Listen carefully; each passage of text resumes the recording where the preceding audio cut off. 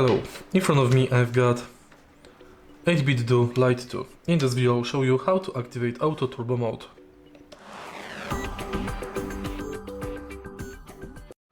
For starters, D-pad, left, right joystick, home, minus, plus buttons are not supported. Also turbo function is not supported when you use it on switch. To enable auto turbo mode, hold the button you would like to assign to turbo functionality, then press start button twice.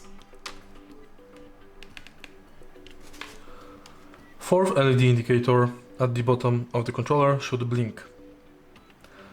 To disable auto turbo mode, press and hold the button you would like to deactivate and press start button once. If you found this video helpful, please leave like, comment and subscribe.